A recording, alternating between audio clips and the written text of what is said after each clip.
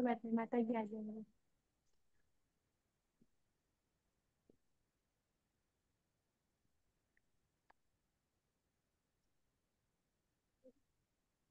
बोलिए श्री प्राणनाथ श्री प्यारे की जय।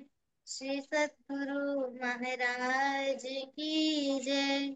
समस्त सुंदर साथ की जय।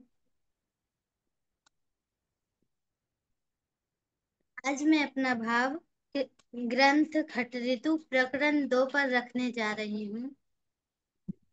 हो हो हो हो हो हो हो हो हो हो हो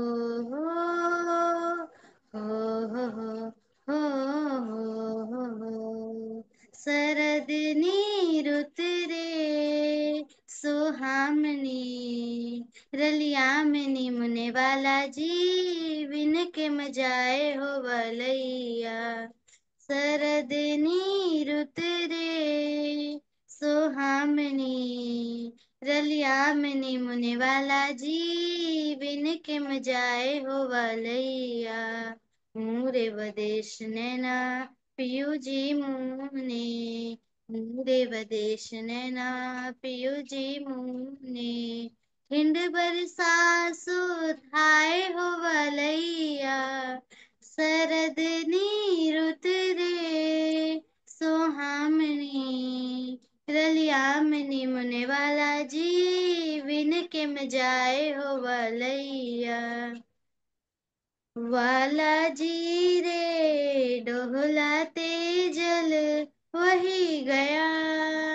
वाला जी रे डोहलाते जल वही गया।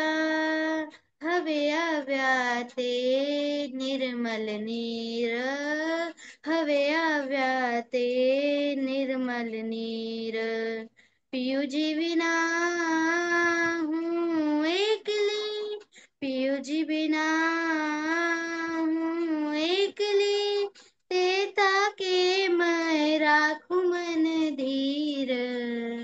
शरदनी रुत रे सोहामनी रलिया मनी मुने वाला जी बिन के मजाए हो वालैया। हूँ रे वदेश नैना पियू जी मुने हूँ रे वदेश नैना पियू जी मुने हिंड बरसा सो थाए हो वलैया। शरदनी रुत रे सोहामनी रलियामनी मुने वाला जी बिन के मजाए हो वलैया। वाला जी रे पूनम रात नो चांद लो। वाला जी रे पूनम रात नो चांद लो। कैवान शोभे अपार कैवान शोभे अपार। रासनी रात नो छब रासनी रात नो छब मुने काना तेरी आधार। शरदनी रुत रे सोहामनी रलियामनी मुने वाला जी बिन के मजाए हो वलैया। मूरे वदेश नैना पियू जी मुने मूरे वदेश नैना पियू जी मुने हिंड बरसा सो थाए हो वलैया। शरदनी रुत रे सोहामनी रलियामनी मुने वाला जी बिन के मजाए हो वलैया। हवे चीत आणी चरणे तेड़ जो हवे चीत आणे चरणे तेड़ जो विरहणी टालो आधार विरहणी टालो आधार। एणे वचने श्री इंद्रावती ने, एणे वचने श्री इंद्रावती ने, वालो तेणी लेस तत्काल, शरदनी ऋत रे सोहामणी, रलियामणी मुने वाला जी, विन के मजाए हो वलैया, हूँ रे वदेश नैना पियू जी मुने, हूँ रे वदेश नैना पियू जी मुने, खिन बरसा सो थाए हो वलैया, शरदनी ऋत रे सोहामणी, रलियामणी मुने वाला जी, विन के मजाए हो वलैया, विन के मजाए हो वलैया, विन के मजाए हो वलैया। बोलिए श्री प्राणनाथ प्यारे की जय। प्रणाम जी।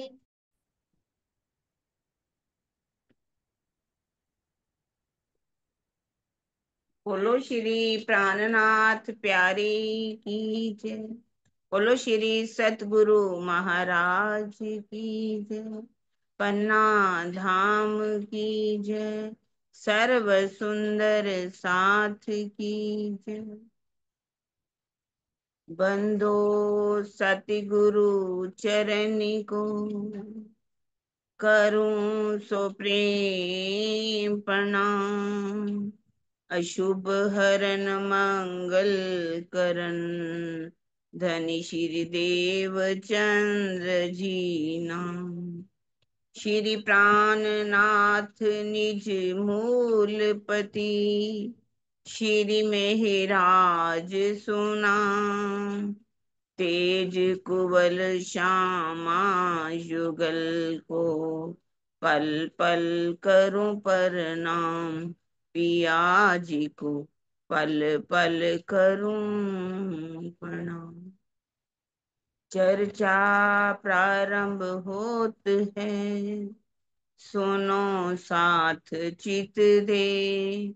भजो राज क्षमा श्री प्राणनाथ, सखी जीवन हमारो है। श्री महामति कहे साथ जी, भया चर्चा का वक्त। अब तुम सुनियो चित दे, लाल आगे आए बैठे इन तखत। लाल आगे आए बैठे इन तखत। जो श्रवणी शोभे कानों मिने, दोए बाले कंचन की। अतराज छब प्यार सुन, लगा प्यार फकीरी से। लगा प्यार फकीरी से। पहनी कंठी तुलसी की। प्रणाम जी सुंदरता जी, आप सबके चरणों में कोटान कोट प्रणाम जी। सुंदरता जी, कल हमने उदयपुर की बीतक सुनी। उदयपुर की बीतक में जब हमारे वो सुंदर साथ, जो औरंगजेब बादशाह के पास संदेश लेकर के जाते हैं, अपनी जान को कैसे जोखिम में डालते हैं, लेकिन मन में उत्साह है कि हमने औरंगजेब के अंदर साकुमार की आत्मा है, उसे जागृत करें, उस तक पैगाम पहुंचाना है। उन्हें डर नहीं लग रहा किसी तरह से भी। उनको मालूम है कि ये हमारी है तो परम धाम की आत्मा। और पूरा विश्वास लेकर के कैसे जाग जाते हैं, पैगाम लेकर के, पैगाम भी दे करके आते हैं। और वही मोमिन अब शिव जी साहब के 4 महीने तक वहां रहते हैं उनके दरबार में, और वापिस आते हैं। और कुछ सुंदर साथ के बीच में अवगुण आ जाते हैं कि ये मुसलमानों के साथ रह करके आए हैं, तो हमें इनके पास नहीं बैठना, इनके हाथ का खाना नहीं है, इनको अलग से बर्तन देने शुरू कर दिए, लाइन अलग लगवानी शुरू कर दी। जब ऐसी स्थिति देखी शेख जी साहब ने, तो सबको फकीरी, स्वयं पहले फकीरी भेष धारण किया और सभी सुंदर साध को भी फकीरी भेष धारण करवा दिया। अब कैसी शोभा है फकीरी भेष की, अब उसका वर्णन हम कल सुन रहे थे, उसके बारे में हमने कल एक बहुत अच्छा जो भजन था वो भी सुना। निज घर के बादशाह ने पहना फकीरी बाना, ऐसी छवि जहां में कहीं सुनी, देखी सुनी कहीं ना, ना किसी ने देखा है ना किसी ने सुनी है, कैसी शोभा अब उन्होंने धारण की। और अब ये संवत 1736 का समय था, 37 आ चुका था, बीत रहा था 36वां। और उस समय शिव जी साहब ने जो फकीरी बाना वेश धारण किया, अगर आज हम कहें कि वो सिर्फ फकीरी वेश धारण किया, उसमें सभी संप्रदाय वालों का, अलग अलग नहीं है कोई भी, सभी संप्रदाय वालों को लिया गया। जैसे कि कान ढपी उन्होंने पहनी, हमने कल सुनी थी कान ढपी। शिव जी साहब सबसे पहले गोटा लगाते हैं, फिर कान ढपी धारण करते हैं। और वो कौन सी संप्रदाय की थी? कबीर पंथ वाले जो है कान ढपी जो है वो पहनते हैं। और उन्होंने तिलक भी गोपी चंदन का तिलक लगाया, जब हमने कल पढ़ा था, गोपी चंदन सुपेद का मुख शोभित मानो चंद। जब गोपी चंदन अपने तिलक का वो लगाते हैं माथे पर, तो ऐसा लगता है कि उनका जो मुखार बिंद है चंद्रमा के समान सुशोभित हो रहा है। अब इस तरह से उन्होंने तिलक लगाया और कंठी पहनी और 4 मालाएं भी धारण की। और इस तरह से ये क्या है, वैष्णव मत की 4 संप्रदाय वालों जो है इसको धारण करते हैं। कानों में श्रवणी पहनी, कानों में श्रवणी लिखा है, सोने के बाले का भी वर्णन आता है।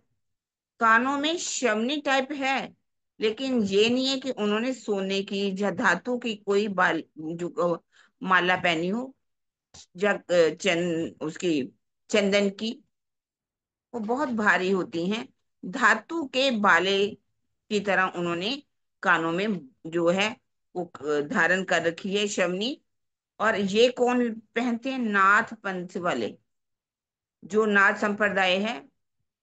जैसे कि योगी राज जो हैं हमारे उत्तर प्रदेश के मुख्यमंत्री, कौन है? योगी राज।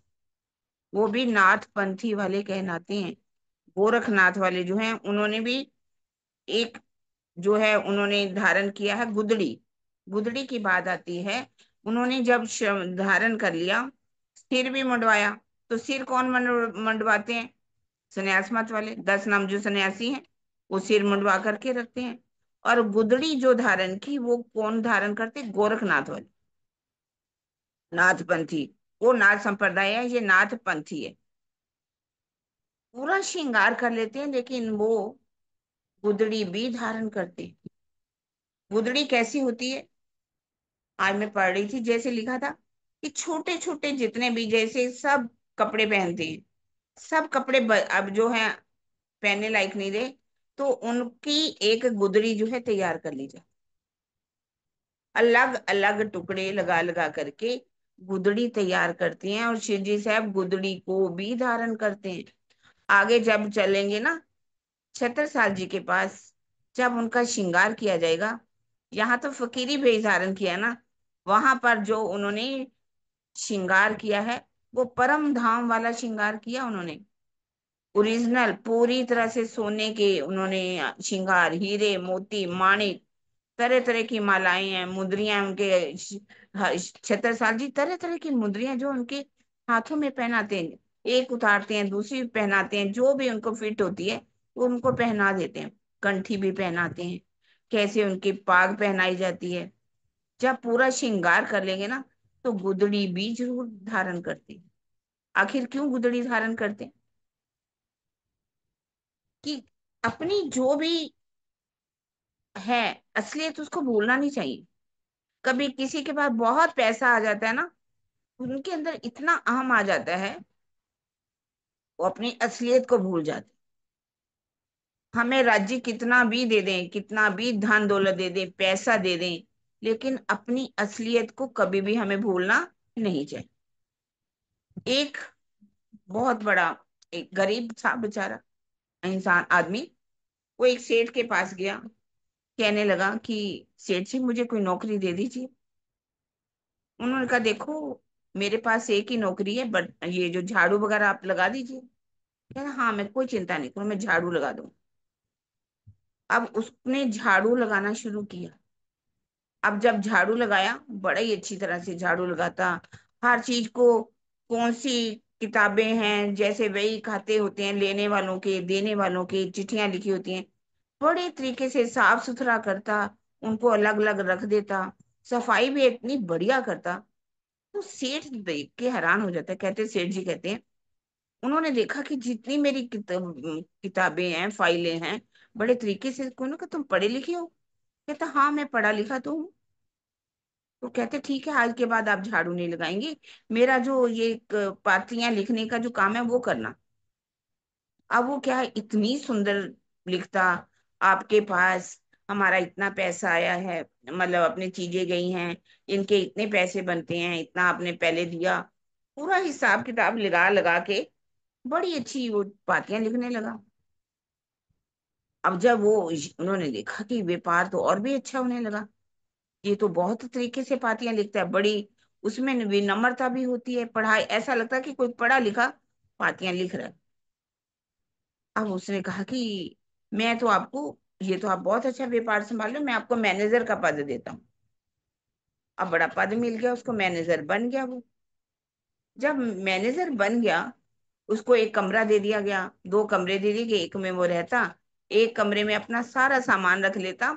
सामान भी ऐसा, उसमें क्या है, एक संदूकड़ी उसने रखी हुई। अब वो रोज जाता, पहले अपने उस, तैयार हो लेता, नहाता धोता सब कुछ करके, उस कमरे में जाता, ताला खोलता, थोड़ी देर बाद वापस आ जाता और अपने काम में लग जाता। जब वो काम में लग जाता, तो जितने बाकी और लोग थे जिनको मैनेजर के पद से हटा दिया गया, अब वो क्या है, उनसे बहुत जेलसी करने लगे, ईर्ष्या की अग्नि में जलने लगे। कहने लगे कि ये कल का आया हुआ, इसको तो कमरा मिल गया, बड़ी अच्छी तरह से रह रहा है। पर अब वो सोचते कि, उन्होंने देखना उसके ऊपर नजर रखनी शुरू की। जैसे नजर रखनी शुरू की तो क्या देखा, कि वो रोज तैयार होकर के कमरे में जाता है, ताला लगा के रखता है। शिकायत लगा दी। कहते देखो सेठ जी, आप जिसको बतना बहुत शरीफ मान रहे हो, और अपनी सारी आपने सारा उसके ऊपर जिम्मेवारी भी सौंप दी, पैसा भी सब उसके हाथ में है, मैनेजर बना दिया आपने, ये चोर है। कहने लगे कैसे? कहने लगे ये रोज उस कमरे में जाता है, और जाकर के जितना पैसा है वो रखता है और वापिस आ जाता है। विश्वास तो नहीं किया, उन्होंने कहा नहीं, ऐसा नहीं हो सकता। पर जब उनको सामने खड़े कर दिया राजा, उसको, सेठ को, सेठ ने देखा वास्तव में वो उस दिन तैयार हुआ, और उस कमरे में गया, ताला खोला, उसने कुंडी लगाई, और थोड़ी देर बाद दरवाजा खोल करके वापिस आ गया। अब सेठ जी कहने लगे देखो, अब ये आज मेरी मैं आज्ञा है कि ये ताला खोल दो। कहने लगा देखो सेठ जी, मुझसे जो करवाना करवा लीजिए, नौकरी से हटाना हटा दीजिए, लेकिन ये दरवाजा मैं नहीं खोलने वाला। कहने लगे देखो, दरवाजा तो आपको खोलना ही पड़ेगा। उसने जब नहीं खोला तो बाकियों ने फटाफट एक हथौड़ी लाए, जोर से ताला खोल दिया। अब अंदर जाके देखा, एक संदूक पड़ा हुआ है। अब कहने लगे वो भी ताला लगा हुआ है। उसने कहा इस संदूक के अंदर सारा तो पैसा रखता है, इसको खोल। उसने कहा सेठ जी चलो, आपने ये दो दरवाजा खोल लिया, पर ये मत खुलवाइए मेरा। कहने लगे नहीं, खोलना पड़ेगा। जबरदस्ती उसको भी ताले को तोड़ दिया गया। जब ताला तोड़ा, तो उसके अंदर क्या निकला, जब वो आया था ना, जो फटे पुराने कपड़े लेकर के आया था, उसके अंदर वो पड़े हुए थे। वो बूट, चप्पल जो उसको पहन के आया था, वो भी कई जगह से टूटी हुई, कई जगह से मोची के द्वारा सिली हुई, एक वो रखी हुई थी, और एक वो झाड़ू जिसको वो रोज लगाता था, वो रखा हुआ। कहने लगा ये क्या? कहने लगा कि जब मैं आया था ना यहाँ पर, तो मेरी क्या हालत थी, और आज मेरी हालत क्या है, किस स्थिति में मैं पहुंच गया। मैं उस औकात को भूलना नहीं चाहता। मैं वो रखा हुआ है सामान, मैं रोज आकर के देखता हूँ, इसको प्रणाम करता हूँ कि मेरे अंदर किसी तरह से भी अमीरी का भाव ना आए, बड़प्पन का भाव ना आए, कि मैं बहुत बड़ा सेठ बन गया, मैं बहुत बड़ा मैनेजर बन गया, आज मुझे इतना कमरा भी मिल गया, मुझे अच्छी तरह से स्थिति में रखा जा रहा है। तो कहने का भाव क्या है कि जैसी भी हमारी स्थिति हो, हमें अपनी औकात को नहीं भूलना चाहिए।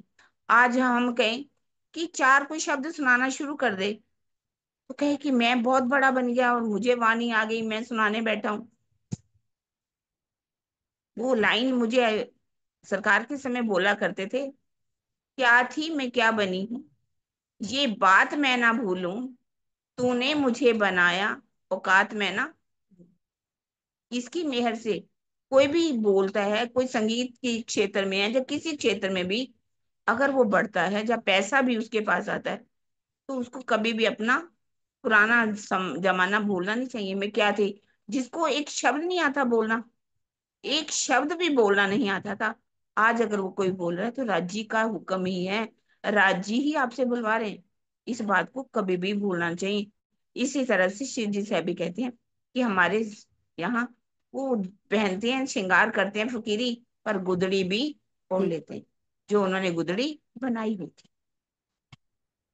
अब ऐसा कि उन्होंने बाले भी पहने हुए, वो कंचन के बाले नहीं है, तुलसी के बाले नहीं है, धातु के बाले हैं जो उन्होंने पहने हैं। शीर भी मधवाया, उन्होंने मुंडवाया हुआ है। और ये जो है नाथपंथी जो है, वो पहनते हैं। इस तरह से पूरा श्रृंगार करके गुदड़ी भी ओढ़ लेते हैं, और अंगोछा भी धारण करते हैं। उत्तर ऊपर नींद धोती अंगूछा पहरे और बांधे कमर, एक छवि बरमाड में शोभा सब ऊपर। वो गोदड़ी जो उन्होंने हाथों से बनाई थी, मुटका भी हाथ में लेते हैं, सिमरनी भी पहन ले लेते हैं, और एक अंगोछा है, मतलब एक धोती है जिसको आधी ओढ़ ली है, और आधी जो है ऊपर बांधी कमर पर, और उसी को ही ओढ़ लिया गया। ऐसा नहीं कि कोई अलग से कुर्ता बड़ा पहना हुआ, नहीं, एक ही धोती है, आधा नीचे पहन लिया और आधा उसको ओढ़ लिया गया। इस तरह से एक पात्र तुम्बे का और तुम्बा कमर, एक तुम्बा कमर में बांध लिया और एक तुम्बा उन्होंने हाथ में ले लिया। एक तुम्बा जो है, जो जैसे हम पेठा जिसे कहते हैं, फरसी भी यहाँ पर कहते हैं, वो उसका उन्होंने सूखे हुए का बना रखा है, जिसमें पानी पीते हैं और भोजन जो है ले लेते हैं, उसमें ही खाते हैं। और चरणों में क्या है, पनही, चरणों में खड़ाऊं जिसे कहा गया, वो उन्होंने पहनी, और चलते कैसे हैं, लटकनी मटकनी चाल से चलते। सबों ने भेख पहनिया देखे अपने साहेब, चाह खेल देखन की हुई बड़ी खुशहाली तब। सबने अब देखा हमारे शिव जी साहब ने वेश धारण किया, तो हम क्यों ना करें। सब ने ही वैसा वेश धारण कर लिया, खेल में आए ना, खेल देखने की चाहना भी तो राज्य ने पूरी करानी है। इसलिए सुंदर साथ ने भी विरक्त भेष धारण कर लिया, और बड़े खुश हैं कि ऐसे धनी हमारे को भेष परम धाम में दिखने वाला नहीं है। और इसी को देकर के बाईजू राज जी ने भी वो भेष जो था, निर्गुण भेष धारण कर लिया, और ताकि सभी सुंदर साथ एक जैसे दिखाई दे। आज ये नहीं पता चल रहा कौन सा अमीर है कौन सा गरीब है, कौन आचार्य है कौन अज्ञानी है, सब एक जैसे दिखाई दे रहे हैं। फिर सभी सुंदर साथ कहाँ पहुंचे, रामपुरा में। रहा बीच रामपुरा तहाँ निकट चारण का गांव, तहाँ उठाई हवेली लगे ईंट पारने के काम। रामपुरा में एक चारण, पूरन चंद चारण का तो गांव था। चारण पता कौन होते, गायन गाने वाले। जैसे कुछ लोग गाने वाले होते हैं, घरों घरों में जब कुछ बच्चे होते हैं, जब कुछ होता है तो वो गाने के लिए पहुंच जाते हैं। अब वहां पर एक हवेली बनाई गई, हवेली कैसी कैसी बनाई? सुंदर साथ ने वहां मिट्टी इकट्ठी की, मिट्टी इकट्ठी करके उसकी ईंटें बनाई, उनको कैसे आग में करके पूरी ऐसी सुंदर हवेली बनाई जाती है कि रहने के लिए, जिसमें शिवजी साहब को रखा जाता है, महिलाओं को रखा जाता है, बुजुर्गों को रखा जाता है। जितने भी युवा सुंदर साथ हैं वो उसमें कभी नहीं बैठते, क्योंकि युवा सुंदर साथ जो हैं वो तो अपने अलग स्थान, बाहर जो स्थान मिला वहीं अपनी गोदरी बिछाई और लेट जाते। अब वहां पर जब हवेली बन जाती है, अब पूरनचंद जो चारण था उसकी एक माता जी थी। अब ये ऊपरी पहचान है अभी उसको, खूब सेवा करती है उनकी, सेवा करती है। और ईमान क्या है उसका कि मेरे घर साधु महात्मा आए हैं, मुझे उनकी सेवा करनी। देखिए जहां भी शिवजी साहब जाएंगे वहां दजाल तो आएगा ही आएगा। दजाल का तो काम है आना। अब ये दजाल किसी के दिल में भी बैठ जाता है। अब यहाँ पर बैरिसाल जो राजा है, बैरिसाल उसके राजा का भाई था, उसके अंदर आकर के बैठ गया। अब उसकी इच्छा क्या हुई कि मैं इन्हें लूट लूं फकीरन, इन वैरागियों को मैं लूट लूं। इनके पास जो है पैसा है, इतनी बड़ी जमात। अब देखिए कम से कम 4,000 की जमात इकट्ठी हो चुकी होगी। पन्ना जी तक तो 5,000 की जमात हो जाती है, 3 साढ़े 3 हजार की तो जरूर जमात होगी। और इस तरह से उन्होंने सोचा कि इनको, मैं इनके पास पैसा दौलत है, खर्चा इतना करते हैं तो मुझे लूट लेना चाहिए। पर उस समय चारण की जो माता थी वो खड़ी हो जाती है कमर बांध करके, क्या कहती है, तुम इन वैरागियों को अगर लूटोगे तो मैं आपको कैसे मारूंगी, गधे की तरह खर, लिखा हुआ है मारूं तीने खर, खर गधे की तरह आपकी मैं पिटाई करूंगी, आप मर जाऊंगी, पर इन वैरागियों को मैं किसी तरह से लूटने नहीं दूंगी। देखिए, हम अगर देखें, हिंदू जो हैं हिंदुओं को लूटने के लिए तैयार हो जाएंगे, मुसलमान कभी भी मुसलमानों की सहायता के लिए आ जाएंगे कि निपटेंगे नहीं आपस में कभी किसी को। लेकिन यहाँ हिंदू ही हिंदुओं को लूटने के लिए तैयार हो जाते। इस तरह से अब जो है शाह मुंह काला मुंह लेकर के बैरिसाल वहां से चला जाता है। और क्या है, और उसकी हालत भी ऐसी बुरी हो गई कि अब उसके बस में कुछ भी नहीं रहा। अब शिव जी साहब ने सोचा कि हमें यहाँ नहीं रहना, और यहाँ से हमें मंदसौर की ओर चले। और मंदसौर की ओर चलते हैं। मंदसौर में भी चारों ओर से औरंगजेब के जितने भी लश्कर है, जमात है, उनके सिपाही हैं, उन्होंने वहां सर घेरा हुआ था। अब कहते हैं कि वहां वो, अब श्री जी से जहां भी पहुंचे उनका एक ही काम है, चर्चा सुनाना।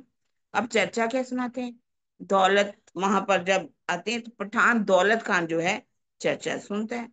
चर्चा सुन करके इतना उसके दिल में वाणी चुभती है, घायल होना, मतलब घायल होना नहीं, दिल से घायल हो जाता है और पूरा ईमान लिया। और भी वो जब वहां सुनंदे गाई जाती है, कौन सी, बिना एक मोहम्मद की सुनंद पड़ी जब, दौलत खान पठान को जोश आया तब। जैसे ही सुनंद सुनी, दौलत खान पठान ने जब चर्चा सुनी थी, इतना जोश उसके अंदर आ गया, बिना एक मोहम्मद, बिना एक मोहम्मद, अब उसके मुख से और कोई शब्द निकलता ही नहीं। इस तरह से उस समय क्या, कृपा राम जी पाती लेकर के आते। कृपा राम इत आया, तहाँ पाती ले पुकार, उदयपुर का सात पहाड़ों में ने हुआ विलाप करन। हाँ, कृपा राम जी जो है वो पाती लेकर के आते। वो क्या बताते हैं कि उदयपुर के जो सुंदर साथ हैं किस तरह से विलाप कर रहे हैं, इससे उनका हाल बुरा हुआ। कई पहाड़ियों में कैसे जाकर के खाइयों में उतर गए, खाइयों में उतर करके किसी की हाथ कटी, किसी की बाजू कटी, किसी का कोई अंग कटा, कैसे उन्होंने विलाप किया वहां पर जा करके। तो उस समय जब विलाप किया, ये पाती लेकर के आए, तो शिव जी साहब का दिल जो है करुणा से ऐसा भर गया, उन्होंने मुखारबिंद किस तरफ किया, भूल मिलावा की तरफ। मूल स्वरूप की तरफ। उस मूल स्वरूप को जैसे ही ध्यान किया उन्होंने, तो वहां पर प्रकरण उतरे, 5 प्रकरण किरंतन करके, फिर दाखिल किए कलाम, तब ही पहुंची हक को, हुई मेहर ऊपर इस्लाम। वहां पर प्रकरण जो है कौन से उतरे थे? वालो विरह रस रंग रमाडता, वासना रुदन करे जलखार, आप उलखावी अलगो थी अमथी, जो कोई अति तामसियों से जान। ये प्रकरण जो है, 5 6 प्रकरण है सुंदर साथ जी के। जो पहला प्रकरण है सबके सार के रूप में है, और जो 5 प्रकरण वहां पर उतरे, उन 5 प्रकरणों को अगर हम ध्यान से पढ़ें, तो उनमें जो लिखा हुआ है ना, वो हमारी रूह को कंपा देगा। हम इन प्रकरणों को किसके लिए पढ़ते हैं ज्यादा? अपनी संसारिक चाहनाओं को पूरी करने। हमारे ऊपर दुख आता है, हम पढ़ते हैं। ये बात बिल्कुल ठीक है कि हम किसी देवी देवता के पास तो नहीं जाते। वो कहते हैं ना, आसवी रानी तो करूं जो कोई दूसरा होए जी, सब विद वाला जी सामरथ, दिन रैन जाए रोए रोए। कि हमारे हम आस वीरानी तो करूं, अगर हमारे ऊपर कष्ट कोई आया, तो हम कष्ट के लिए देवी देवताओं के पास तो नहीं जाएंगे ना। हम वीरानी और करें, यदि कोई दूसरा हो, कोई दूसरा हमारे को दिखाई नहीं देता आपके से ना, इसलिए हम अगर इच्छा भी करते तो आपके पास ही करते। हालांकि ये बात सभी कहते हैं कि यदि कोई दुख आया, वास्तविकता भी बात है कि यदि कोई दुख आए तो हमारा दुख ये समाप्त हो जाता है। लेकिन इसमें जो प्रकरणों को पढ़ें, तो क्या लिखा हुआ है कि हे धनी, हम आत्माएं जो हैं आपके विरह के दुख में किस तरह से दुखी हो रही हैं। और ये जो विरह का आपको दुख दिखाया, क्योंकि जो तामसी सखियां थी, उनकी चाहनाएं पूर्ण नहीं हुई। चाहनाओं को पूर्ण करने के लिए हे धनी, आपने ये माया का खेल हमें दिखाया। अब ये माया का आपने खेल दिखाया, इस खेल में आकर के इंद्रियों ने हमें चारों ओर से घेर लिया। क्योंकि आपने हमें किसके बस में कर दिया? इन इंद्रियों के बस में कर दिया। ये इंद्रियां जो है हमें अपनी तरफ से खींचती रहती हैं। हम चाह करके भी, ये माया का जहर जो है ऐसा हमारे ऊपर चढ़ा हुआ है कि हम उतारना चाहे तो नहीं उतार सकते। माया का जहर ऐसा है, कहते कि काला जो सांप जो भी काटे, तो इतना जहर उसको नहीं चढ़ता, चढ़ता है। पर ये माया का जहर जब चढ़ जाता है किसी को भी, तो ये जन्म जन्मांतर तक उतरता नहीं है। क्योंकि जब विषय विकारों का जहर चढ़ जाता है किसी को भी, तो वो आवागमन के चक्कर में डाल देता है, उससे वो बचाव नहीं कर पाता। राजी को वो आत्माएं कह रही कि हे धनी, आपने किस तरह से इस माया के हमें बंधन में बांध दिया। हम माया से अब आप ही इसे निकाल सकते हो। आप ऐसा कीजिए, जैसे कि एक तांत्रिक जो जहर उतारने वाला होता है, ओझा बन करके, ओझा जिसे वाणी में लिखा, ओझा बन करके वो जहर को उतारता है। हे धनी, आप भी ओझा बन करके इस माया के जहर को आप ही उतार सकते हो। अब हम कितना आपको कहें, हम ते हवे हार्या हार्या कहूं बार केडली, राखो रोतियो करो निर्मल नाथ। हे धनी, अब हम कितनी बार कहें, परम धाम में तो हमने बड़ी आपसे लगा करके आई कि हम अब कभी भी हार नहीं सकते, लेकिन आज हम कह रहे हैं धनी, हम हार गई हार गई हार गई। कितनी बार हम आपसे कहें, अब ये माया का जहर आप हमसे उतारिए। परम धाम में आपको क्यों भेजा हमने परम धाम से? आप वहीं बिठा करके, ये एक दिल की तड़फ है। हालांकि राजी ने हमें नहीं भेजा, हम सब जानते हैं, आज इस बात को समझ गए। लेकिन फिर भी कह रहे हैं कि आपने माया के संसार में हमें क्यों भेजा? कैसी अग्नि में आप हमें जला रहे हो? परम धाम में क्या कोई जगह नहीं थी जिसमें आप हमें वहीं जला करके राख कर देते? परम धाम में तो राख नहीं हो सकते हम।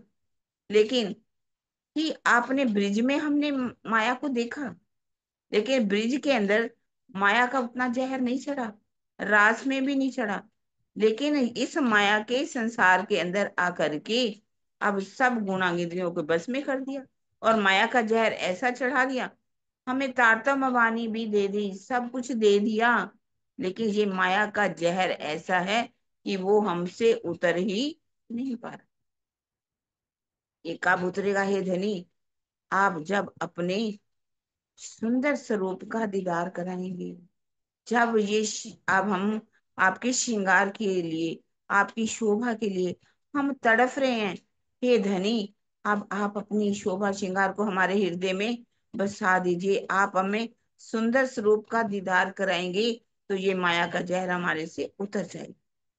इस तरह से इन प्रकरणों में बहुत ही प्यारी वेदना है, प्यारा सा दर्द है, जिसको हम जब इन प्रकरणों को पढ़ेंगे तो ये माया का दर्द हमसे हट जाता है और हमारी तहकीक अर्जी जो है धनी तक पहुंच जाती है।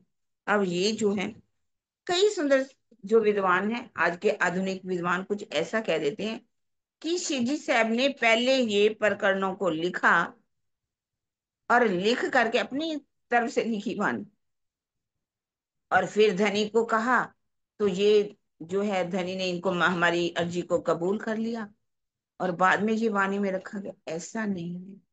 उन्होंने कभी भी, इंद्रावती जी की आत्म ने कहा, मेरी बुद्धि लुगा ना निकसे, धनी करे जाहिर करे अखंड घर सुख, ये वचन महामती से प्रकट ना हुए। ये वाणी जो है महामती जी कह ही नहीं सकती, इंद्रावती जी भी इसको नहीं कह सकती। इसको कहने वाले तो धामधनी है, और ये वाणी अवेशित वाणी है। इन वाणी को अवेश के द्वारा, जैसे कि हमने पहले पढ़ा चिंतामणि जी का प्रकरण, और चिंतामणि जी को समझाने के लिए रात को ही प्रकरण उतर गया।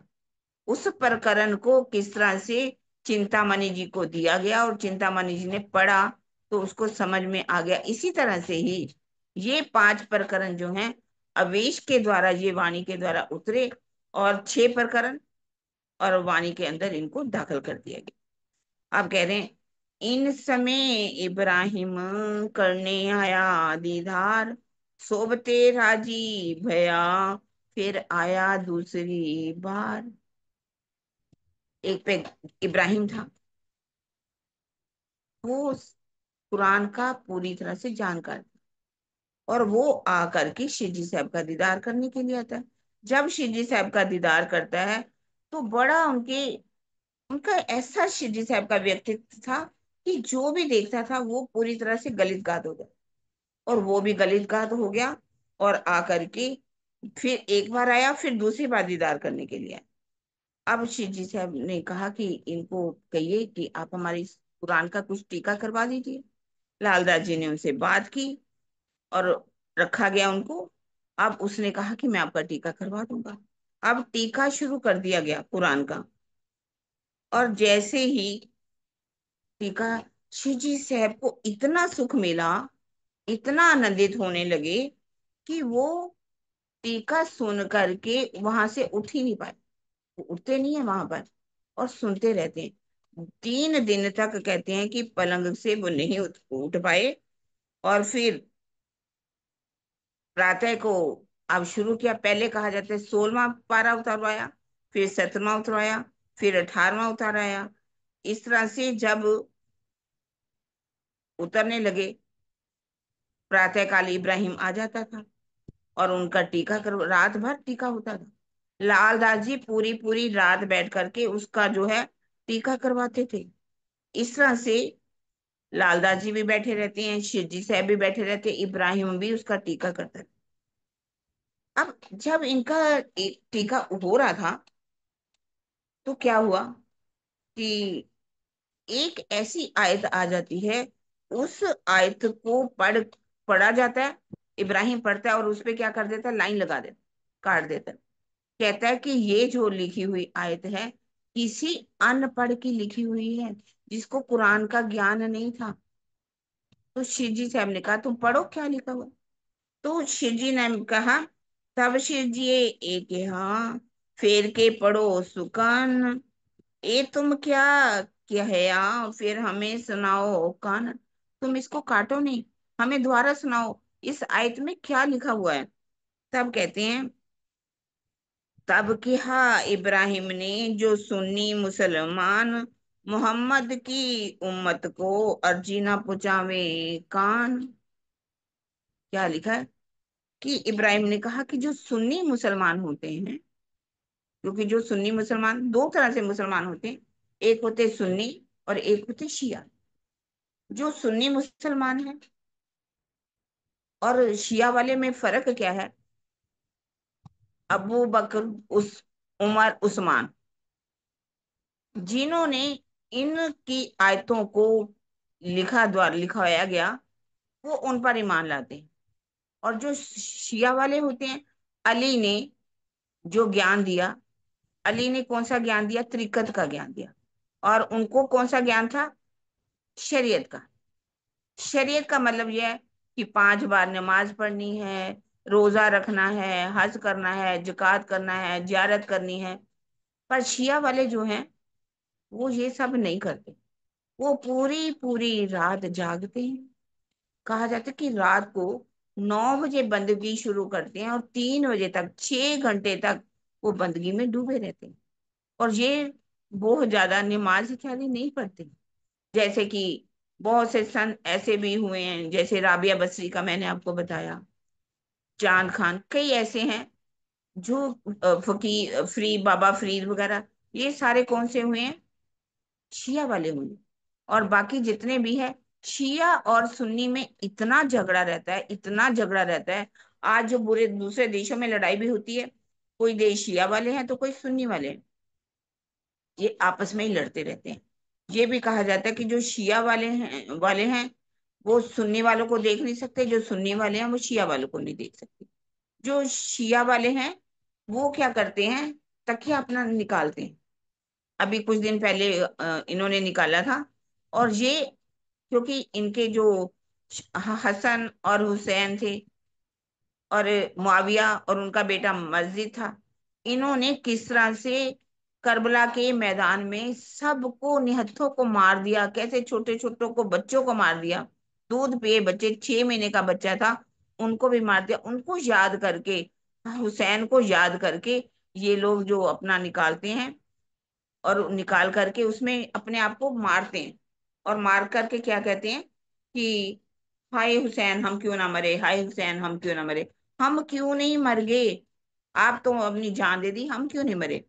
पर ये जो था, ये सुन्नी मुसलमान कहता है कि मोहम्मद की उम्मत की जो जमात की अर्जी है, कभी भी अल्लाह ताला तक नहीं पहुंची।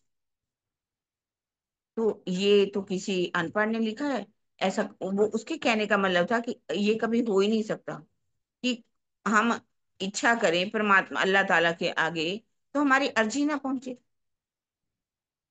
तो शिरजी साहब जी कहते हैं कि देखो, तुम इस आयत को काटो नहीं। तुम समझ नहीं पाते कि इस आयत में लिखा क्या है।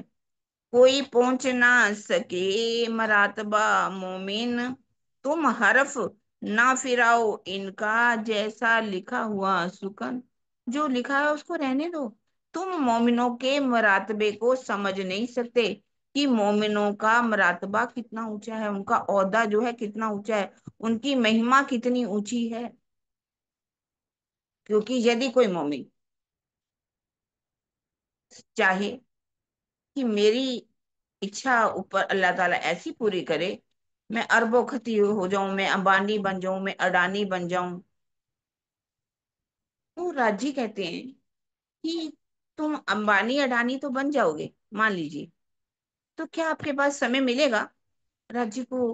अब कितना भी जो पैसे वाले हैं, जो नौकरियां करते हैं, कितना भी चाह करके वो सुनना चाहें, चर्चा सुननी चाहे, बीतक सुनना चाहे, वो बेचारे कहते हैं हमारे पास समय ही नहीं है, क्या करें हम, हमें तो नौकरी करनी है, पैसा कमाना है। अगर हमारे पास करके इतना पैसा आ जाए, तो क्या समय मिलेगा आपको चर्चा सुनने का? अगर आप किसी का बुरा भी करना चाहो, सोचो कि मैं किसी का बुरा करूं, तो बुरा भी नहीं आप कर सकते। राजी आपकी ऐसी इच्छाएं कभी भी पूरी करने वाले नहीं। आप कई सुंदर सा सोचते हैं, हम ध्यान लगाते हैं, हम कि आपको बददुआ दे देंगे तो हमारी बददुआ आप पर लग जाएगी। क्या आपकी बददुआ राजी पूरी करेंगे? कभी नहीं पूरी करने लगे।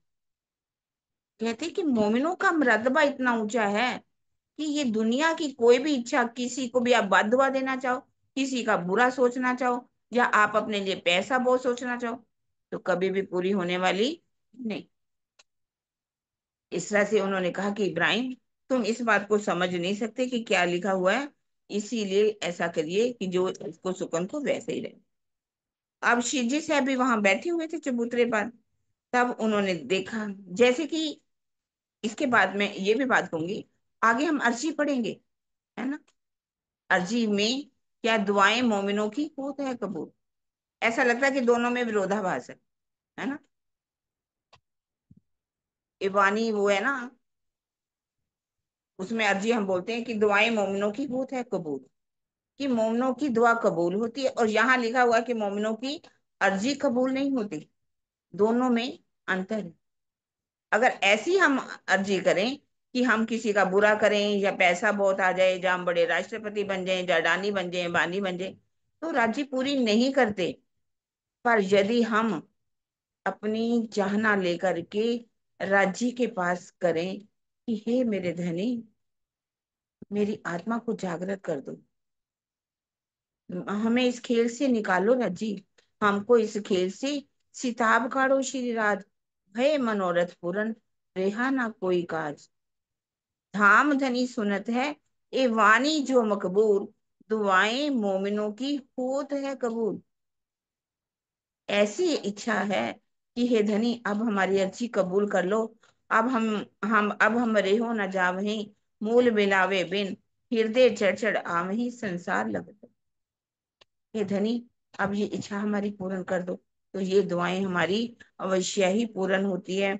इस तरह से जब टीका होना शुरू हुआ, अब उन्होंने सुंदर साध को कहा कि ये जो बात, कि कैसे हमारी, जो कुरान के अंदर हमारी बातें लिखी हुई हैं, क्योंकि 15वां, 16वां, 17वां, 18वां, 19वां, ये भी सिपारा पूरा हो गया, और 30वां जो है वो भी पूरा हो गया।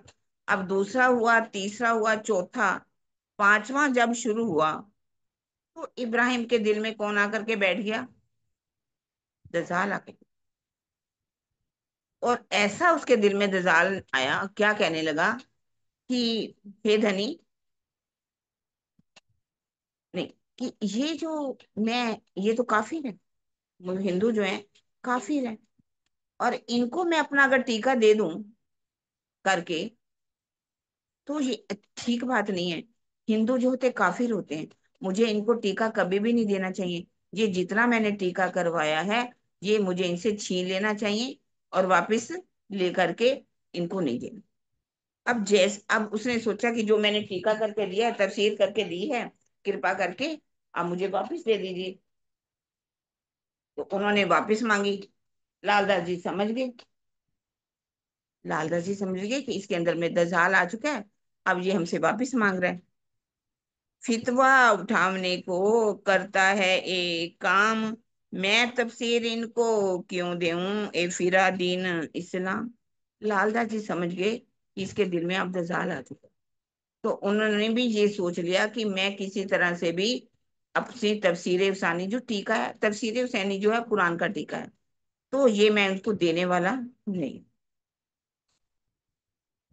क्योंकि मुसलमान जो है, उनके दिल में ये रहता है कि ये कौन है, हिंदू कौन है, काफिर है। काफिर किसे कहा जाता है? जो मूर्तियों की पूजा करते हैं। हालांकि वो मूर्तियों की पूजा नहीं करते, लेकिन कोई भी हिंदू हो, वो हमेशा हिंदुओं को काफिर कहते हैं। और हिंदू भी कम नहीं है, हिंदू मुसलमानों को क्या कहते हैं? मलेच, मलेच कह करके पुकारते हैं। क्योंकि हिंदू भी देखा जाए तो नास्तिकतावाद की तरफ है, मुसलमान भी नास्तिकतावाद की तरफ है। वो अगर परमात्मा को समझ जाए कि सबका परमात्मा तो एक है, तो कोई किसी में फर्क नहीं है। कोई भी ये कहा जाए कि जो हिंदू हो गए तो वो अपवित्र हो गए, और जो मुसलमान है वो पवित्र हो गए। वो अगर उज्जू करते हैं, रोजा रखते हैं, तो वो पवित्र हो गए। और हिंदू जो है वो बुत की पूजा करते हैं, तो वो क्या हो गए? नास्तिक हो गए, काफिर हो गए। इस तरह से उनको ये बात जब समझ में आई कि ये अब हमसे टीका लेना चाहता है, तो उन्होंने कहा मुझे तो इनको टीका नहीं दी। अब वो कहने लगा, तूफान उसके हृदय में आ गया कि अब मैं ये बात जा करके वहां के पठानों को बता दूंगा। और चला गया। अब शीजी से अभी इस बात को सुन के मोमिन जितने भी सुंदर साथ थे उदास हो गए। मोमिन दिल गिर भये, ये बात सुनी कान, अब क्या करना इनसे भई ना इन्हें पहचान। अब हम इब्राहिम को कैसे समझाएं? अभी इसको जो है इस शिरडी साहब के स्वरूप को पहचान ही होगी। यदि वास्तविकता पहचान हो गई होती तो ये इतना फितवा नहीं उठाता, ये काम नहीं करता। ऐसे ही कि इसी समय क्या है, मोहब्बत खान एक सुंदर सा जो कि मुसलमान है। देखिए, कहते हैं कि मुसलमान जब ईमान पक्का ले आते हैं ना, पीछे नहीं हटते। हिंदुओं का ईमान डोल सकता है, लेकिन मुसलमानों का ईमान कभी भी डोलता नहीं। मोहब्बत खान ने देखा कि आज हमारे श्री जी साहब बहुत उदास बैठे हैं।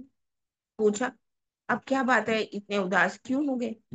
तो उन्होंने कहा कि ऐसे जो इब्राहिम है टीका कर रहा था, और अब वो उसके दिल में ऐसा दजाल आकर के बैठ गया, और कह रहा था कि ये टीका मुझे वापस दे दो, और ये आपका हाथ जो आप पढ़ोगे इसको, तो ये हमारा कुरान जो है वो तो नापाक है, आप नापाक हो जाएगी। तो मोहब्बत ने कहा ठीक है, चिंता नहीं करो। अब वो क्या करता है, बड़ा कुत्ता जो है बड़ी सी लाठी एक मोढे पे रखता है, और किसके घर पहुंच जाता है, इब्राहिम के घर पहुंच जाता है।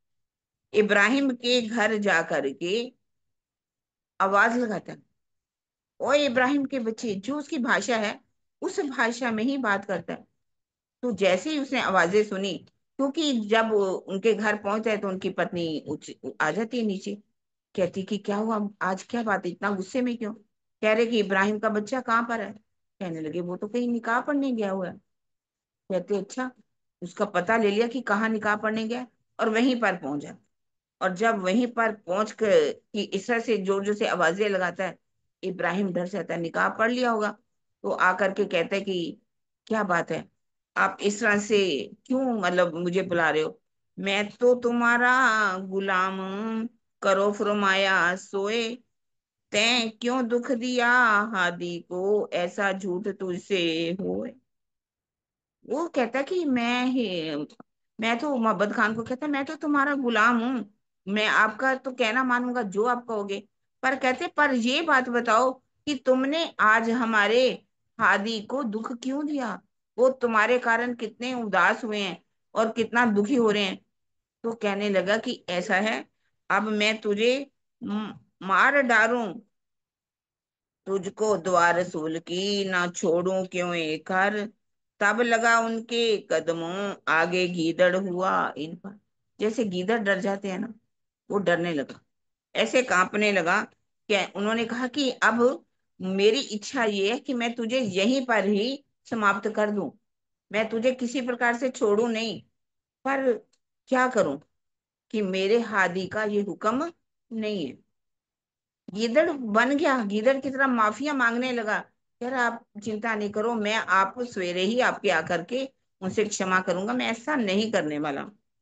तब वो छोड़ करके मोहब्बत खान चले जाते हैं। प्रातः काल ही इब्राहिम आ जाता है, शिवजी साहब के चरणों में आकर के प्रणाम करता है। पर कहते हैं ना, जो बहुत ज्यादा झुकने लगे ना, चीता चोर कमान, एक चीता ज्यादा झुके, चोर ज्यादा झुके, कमान झुके, तो समझ लो कि ये खतरा है। बहुत जब झुकने लगा तो नूर मोहम्मद बोलिया, उठ खड़ा हो मुर्दार, मारो कटारी पेट में इत ही हो जाए सुमार। अब वहां पर नूर मोहम्मद भी बैठे हुए थे। नूर मोहम्मद ने कहा कि मेरा तो दिल ये है कि कटारी जो मेरे हाथ में है ना, तेरी छाती में घोप दूं और तुझे समाप्त कर दूं। ये भी बात है कि जितने भी मुसलमान होते हैं ना, गुरु गोबिंद सिंह जी ने इसके बारे में बहुत अच्छी बात कही है कि कितना भी कर लो, ये इन पर कभी भी विश्वास नहीं करना चाहिए। क्योंकि एक दो तरह के मुसलमान हैं। एक वो होते हैं जो मोहम्मद साहब पर पूरी तरह से ईमान लाने में, और एक कौन से हैं, आतंकवादी, जो आतंक फैलाते हैं, जो कि आयतें जो मिला दी गई उसमें मिलावट वाला ज्ञान है, वो उन पर चलते हैं। तो वो तो कहते हैं कि हिंदुओं को तो छोड़ना ही नहीं चाहिए, काफिरों को मार देना चाहिए, एक एक मोमिन 70,000 मोमिनों को मारेगा। पर जो है मोहम्मद साहब के अनुयायी, शिया को मानने वाले, वो कभी ऐसा काम नहीं करते, क्योंकि उनके दिल में रहम होता है कि अल अल रहमान, कि परमात्मा अल्लाह जो है पूरा रहमान है, वो सब पर कृपा करता है, मेहर करता है। जब ऐसा आयतों में लिखा हुआ है तो वो किसी को क्यों मारेंगे। लिखा हुआ है कि गुरु गोविंद सिंह जी ने कहा कि मुसलमान ऐसे होते हैं कि एक हाथ उनका तेल में डाल दो पूरी तरह से, और वो हाथ जो है फिर सरसों में डाल दो। सरसों के दाने कितने छोटे होते हैं, अगर इतनी बार भी वो कसम ले लें कि हम आपकी तरफ वफादार हैं, और वास्तव में वो वफादार नहीं, कभी उनके अंदर वफादारी नहीं होती, इतनी बार कसम भी दे दें। तो अब इसके माफी मांग रहा है, झुक रहा है, पर झुकने का मतलब दिल नहीं झुका उसका, शरीर झुका। एक होता है दिल से झुकना, एक होता है शरीर झुकना। ज्यादातर दिल में सबके अंदर रहता है, क्या क्या बातें भरी होती, ऊपर से बड़ी मीठी मीठी बातें करो, कोई मीठी मीठी बातें सुनाए, पर दिल में तो कुफर रहता है ना।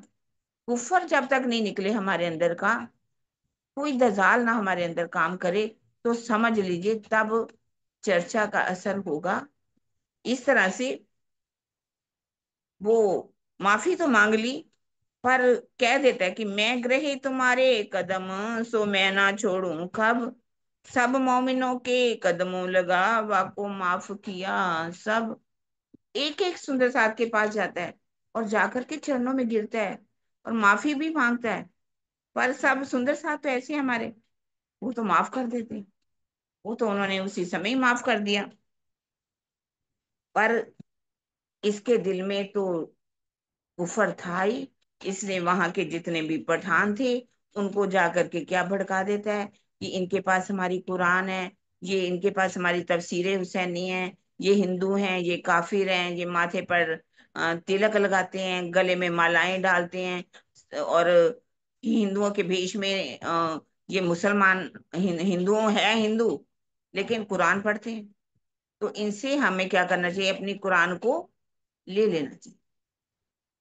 अब ये जाकर के जैसे ही भड़का दिया, और वहां के जितने भी मुसलमान सिपाहियों थे सबको जाकर के भड़का दिया। अब क्या किया सुंदर साथ ने, शिव जी साहब ने कहा कि हे सुंदर साथ जी, आज जाकर के अलग अलग हो जाए। अब सुंदर साथ छिप रहे जुदे जुदे, आवे दीदार को एक बेर, झोरी भर के ले आवहीं, टुकड़े मांगे फिर। बोलो श्री प्राणनाथ प्यारे की जय, बोलो श्री सतगुरु महाराज की। की जय। सुंदर साथ जी परम धाम के मोमिन हैं, हमारे अक्षरातीत हैं, शहंशाह हैं। और वो सुंदर साथ जो कभी 99 जहाजों के मालिक हैं, चिंतामणि जी जिनके 1000 शिष्य हैं, भीम भाई वेदांताचार्य हैं, और भी इतने मुकांद दास जी हैं, चाहे गोवर्धन दास जी हो, कितने ही सुंदर साध हैं।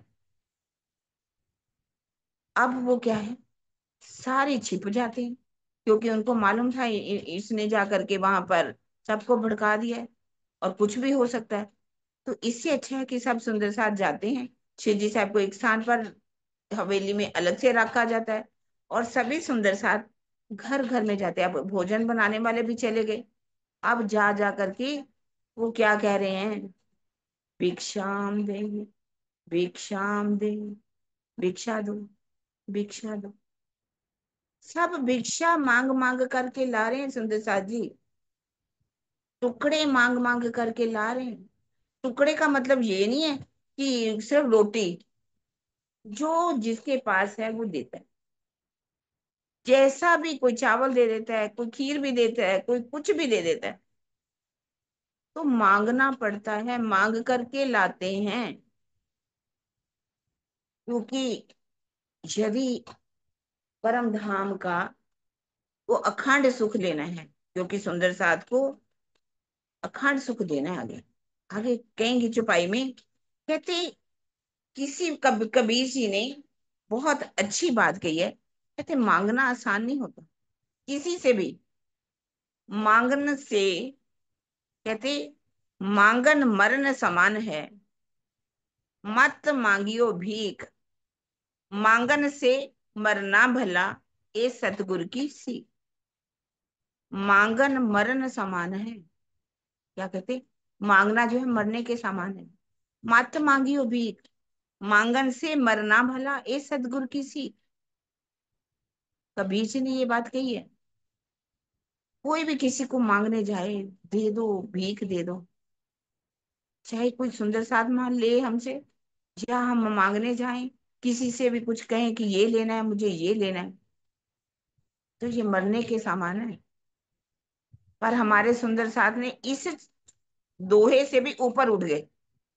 उन्होंने तो कहा ना, मांगन मरण समान है, मांगन से मरना भला। पर हमारे सुंदर साथ जो है, जीवते मारिए आपको, शब्द पुकारत हक, जीवते ना मरेंगे मोमिन तो क्या मरेंगे मुनाफिक। कहते हैं कि सब कुछ मैं को समाप्त कर दिया, अपनी मैं खुद ही रही नहीं उनके अंदर, कि हम मांग रहे हैं। कोई बात नहीं राजी, परम धाम में तो नहीं हमें ऐसा मांगना पड़ेगा ना। खुश होकर के, अब शिवजी साहब के सामने सारी पोटलियां रखी जाती हैं लाल आके के, और शिवजी एक एक पोटली को उठा करके कहते हैं ये किसकी है। लालदास जी कहते हैं कि हे शिवजी साहब मैं इसको मांग करके लाया। मुकांद दास जी कह रहे कि मैं इसको मांग करके लाया। चिंतामणि जी कह रहे मैं मांग करके लाया। सब मांग करके ला रहे हैं। और राजी कहते हैं, राजी होवे तिन पर, बातें हंस हंस करें बनाए, मैं अजमावत तुमको इन मंजिलों पहुंचा। शिवजी साहब भी बड़े खुश होते हैं कि हंस हंस करके बातें सुनते साथ कह रहे हैं कि ये मेरी है शिवजी साहब, मैं मांग करके लाया, आज मैं मांग करके लाया। तो कह रहे मैं तुम्हें तुम्हारी परीक्षा ले रहा हूं कि तुम्हारे अंदर कोई अहम का ग्रंथि तो नहीं है। सच बात सुंदर सा जी, जब तक हमारे अंदर से ये हमारी मैं खुद ही नहीं समाप्त होगी, हमारे अंदर से अवगुण नहीं निकलेंगे, हम अपने आप को भी तोलें, तो अंदर से कभी आवाज आती है, नहीं अभी मेरे अंदर अभी भी ये अवगुण है, ये अभी भी अवगुण है। वो कहते हैं कि मैं चाहता हूं कि अब मैंने तुम्हें आगे परम धाम के वो अखंड सुख देने हैं। उन अखंड सुख कौन से हैं? खिलवत की वाणी उतरनी है, परिक्रमा की वाणी उतरनी है, सागर की वाणी उतरनी है, सागर का सुख देना है, श्रृंगार का सुख देना है। तो इन सुखों को लेने के लिए आपके अंदर यदि थोड़ी भी मैं खुदी रहेगी, तो आप परम धाम के अखंड सुख कैसे ले सकोगे।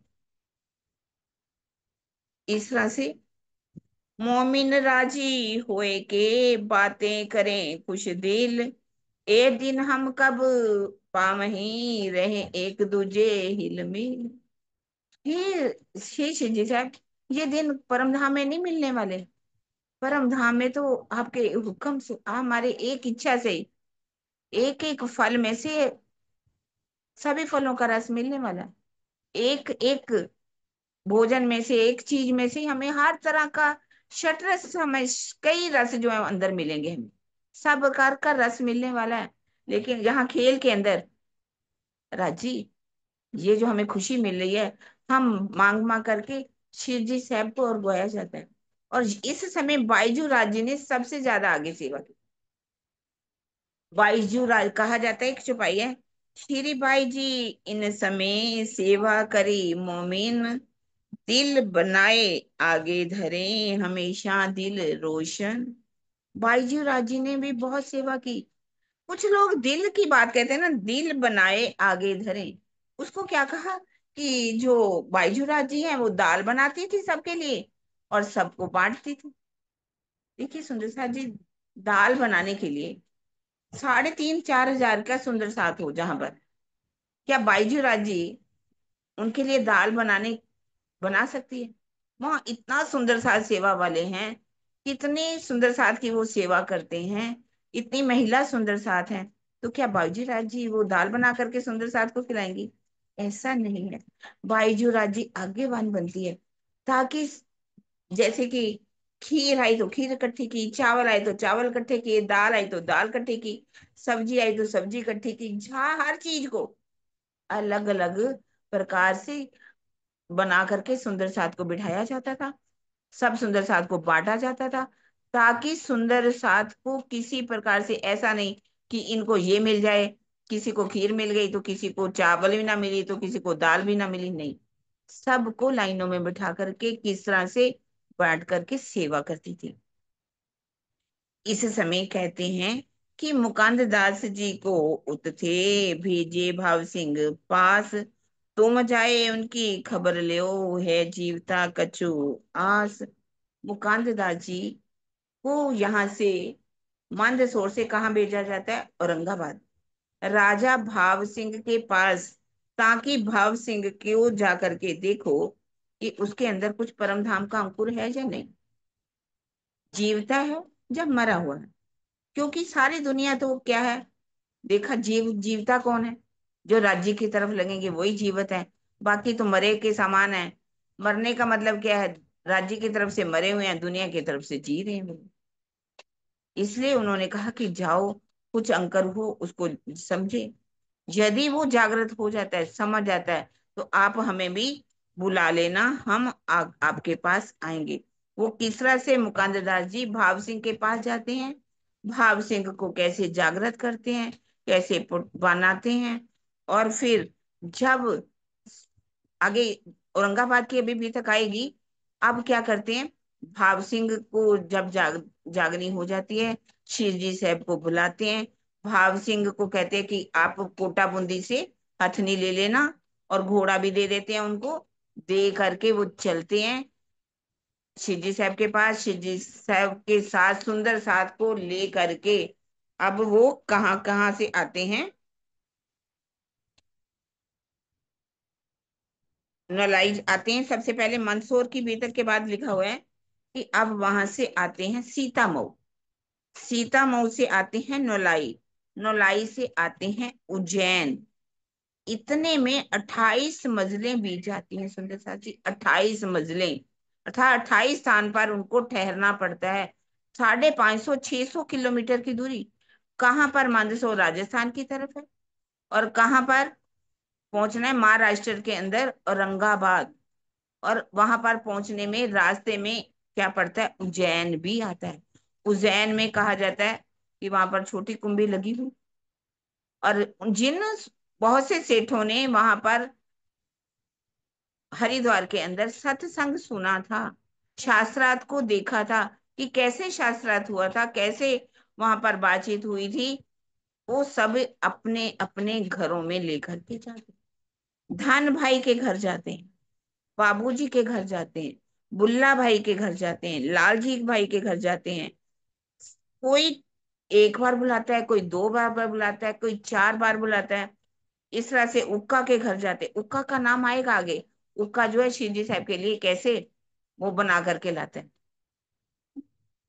उक्का का नाम आएगा। और यहाँ से मुरली, मोहनदास, सारे शाहूकारों के घर जाते हैं, और इतने भोजन बढ़िया बढ़िया खिलाते हैं सब अपने अपने घरों में। अपने बड़े महाराज जी जो है क्या बोला करते थे, कभी घी घने, कभी चने, तो कभी वो भी मने, कभी तो, अब देखिए, भूखे रहना पड़ा कई कई दिन तक, कितनी मजर में सुंदर साथ शिव जी साहब स्वयं भी भूखे रहे, तो कहीं पर अब भीख से भोजन करना पड़ा। तो अब यहाँ पर आकर के क्या मलीदे खिला रहे हैं, बढ़िया बढ़िया पूड़ी पकवान, हर तरह से सुंदर साथ की सेवा हो रही। देखिए यहाँ 22 दिन तक, 22 दिन का वर्णन आता है, 22 दिन कहाँ रहते हैं? उज्जैन के अंदर। 3 बार, 2 बार वर्णन 3 बार वर्णन पहले आ चुका है सुंदर सा जी। 4 बार 22 दिन का वर्णन है। पहले 22 दिन का वर्णन कहाँ पर आया? जब मेहराज जी देव सतगुरु देवचंद्र जी के पास जाते हैं, जब उनकी लीला चल रही थी, अंतर ध्यान की लीला चल रही थी, 22 दिन तक वहां रहते। फिर सिद्धपुर में केशव भट्ट के घर में, उस समय सिद्धपुर में रेवादास जी को जागृत कर, रेवादास जी जाग आकर के सेवा करता है, तो वहां पर भी 22 दिन तक रहते सिद्धपुर के अंदर। और तीसरा वर्णन आता है जब पातियां चारों तरफ लिखी जाती हैं, नौतनपुरी में भी पाती पहुंचती है, वहां से कौन जी आते हैं? प्रेमदास जी आते हैं, संग जी आते हैं, और नंग जी आते हैं दिल्ली में। 22 दिन का वर्णन वहां पर आता है। सुंदर साथ जी, लास्ट दिन ध्यान देना, मैं सब सुंदर साथ को 15 तारीख को जब हम समाप्ति करेंगे, अब से कुछ ना कुछ पूछूंगी भी, आपको ये बताना पड़ेगा। और चौथी बार कहाँ पर है? उज्जैन में। अब यहाँ पर शिव जी साहब को कितनी बार अपने घरों में लेकर के सुंदर साथ को लेकर के जाते हैं। इस तरह से आगे नौलाई पहुंचते हैं, नौलाई से बुड़ानपुर में आते हैं, और वहां पर एक दिन रह करके औरंगाबाद की तरफ शिव जी साहब चलते हैं, भाव सिंह के घर। और मंदसौर से औरंगाबाद में की ये लीला आती है। पर अब कहते हैं कि बीच में जब मंदसौर से मुकांददास जी को भेजा जाता है औरंगाबाद में, केशवदास जी, खिमाई भाई और वल्लभ भाई, ये चारों वहां पर बहुत दिन तक औरंगाबाद में रहते, पर बड़ी कोशिश करते हैं भाव सिंह को मिलने की, लेकिन भाव सिंह को वो मिल नहीं पाते, क्योंकि वहां का जो रामदास पुरोहित, वो, उनसे चर्चा होती है उनकी, चर्चा में वो सोचता है कि ये अगर भाव सिंह राजा को मिल गए, प्रश्न पूछे जाएंगे, उत्तर तो हमें आएगा नहीं, क्योंकि एक जो विद्वान है वो दूसरे विद्वान को नहीं देख सकता। यदि वो धर्म गुरु की तरह वहां पर रह रहा था, अब सोचे कि ये आगे मुकांद दास जी, तो मुझे कौन पूछेगा? एक संगीतकार जो है दूसरे संगीतकार से नफरत करेगा, एक विद्वान दूसरे विद्वान से नफरत करेगा, कोई भी हो, ये ईर्ष्या की अग्नि ऐसी है, इसके बिन जले बिन ना कोई भी सोचे बच पाए। ईर्ष्या की अग्नि से कोई नहीं बच पाता। जैसे कि एक जंगल है, जंगल में गजराज कहा जाता है, एक ही गजराज रहता है, और वो दूसरे गजराज को वन में आने ही नहीं देता। अगर वो उसकी, एक कहते हैं हाथी के हथनी पैदा हो जाए ना, तो बड़ा खुशी मनाएगा। अगर हाथी पैदा हो जाए ना गजराज, तो उसको भी मार देगा। ऐसे कहते बिलाव, जब बिलाव के मादा पैदा हो तो वो कुछ नहीं करेगा, अगर नर बिलाव पैदा हो जाए तो वो उसको भी मार देता है। नाग भी ऐसा ही करते हैं। नागिन नागिन पैदा होएगा तो उसको कुछ नहीं कहेंगे, अगर नाग पैदा हो जाए तो उसको भी वो मार देते हैं, अंडों को भी समाप्त कर देते हैं, खा जाते हैं उनके। तो ये ईर्ष्या की अग्नि तो हमेशा ही चलती है। और रामदास जी है, एक बार सोचते हैं पैसे तो अब खत्म होंगे, कि काफी महीने रहना पड़ता है उनको, भीख मांगते हैं, और उसमें क्या है, पाती प्रसाद डालते हैं, और क्या है, पत्थर लिख करके उसमें डाल देते। रामदास जो है उनका धर्म गुरु, उनको एक दिन शहर में मिल जाता है, मुकानदास जी को। अब कहा जाता है उसने इतना मारा उनको, इतना मारा, मार मार करके औरंगाबाद के बाद एक नाला होता है, नाले के बाद उसको फेंक दिया जाता है, कि आज के बाद यदि तुमने इधर कहीं शहर में भी दिखाई दे दिए, या महल के आसपास भी दिखाई दे दिए, तो मैं तुम्हें जान से खत्म कर दूंगी। अभी तो मैंने तुम्हारी जान बख्श दी, आप बिल्कुल नहीं आना। क्योंकि इसने इन्होंने मुकानदास जी ने सब जगह पर, एक जगह तो ली होती है रहने के लिए, लेकिन ये वहां वहां जाते हैं जहां वेदांत दर्शन के, मतलब ज्ञान प्राप्त किया इन्होंने, ग्रंथों को पढ़ा, दर्शनों को पढ़ा, ज्ञान प्राप्त करके पूरे प्रश्न जो थे, 40 प्रश्न तैयार किए गए भागवत के, और 15 प्रश्न जो थे वे वेदांत के तैयार किए हुए थे इन्होंने। अब क्या है, सोचता कि अगर मैं वापस जहां से सोचता वापस चला जाऊं, इतनी मार मुझे पड़ी। कहा जाता मोमिनों को भी इतनी मार नहीं पड़ी जितनी मुकुंद दास जी को वहां मार पड़ी। क्योंकि उसने कहा कि मैंने ही सबसे ज्यादा नफरत की सोचता है। क्योंकि यदि कोई गलत कार्य करता है ना, आपकी अंदर से आवाज आएगी कि मैंने ये गलत कार्य किया। और उसने वाकई गलत कार्य किया था, मोमिनों को भी जात पात की लकीर खींच करके उनको खाना अलग खिलाया। क्या ना, वो मोमिन, 12 मोमिन औरंगजेब बादशाह तक तो संदेश दिया है, उन्होंने पैगाम पहुंचा दिया। पर मैं पैगाम नहीं देने जा रहा। मैं एक हिंदू होकर के हिंदू राजा के पास भी पैगाम नहीं देने जा रहा। और यदि मैं ऐसे ही वापस लौट गया तो सारे तो मेरी हंसी करेंगे ही। अब मुझे क्या करना चाहिए? जो भी हो, जैसा भी हो। अब उसने वो जो थैली तैयार की थी, भीख मांग मांग करके प्रश्न लिखे हुए थे, कुछ प्रसाद उसमें डाला, और उस देवी के मंदिर में जा करके बैठ गया, जिस देवी के मंदिर में राजा रोज दर्शन करने आता। अब राजा जब से दर्शन करने के लिए आया, परिक्रमा में बैठ गए इस महात्मा भी, उनका पहनावा था ही। और उन्होंने प्रसाद के रूप में राजा को वो पोटली पकड़ा दी। राजा ने सिर चढ़ा करके बड़ी श्रद्धा से वो प्रसाद लिया, अपने महल में चला गया। पास में ही महल था, दूर नहीं था। अब जैसे ही महल में पहुंचा, उन्होंने वो खोला पाती, प्रश्न जो लिखे हुए थे।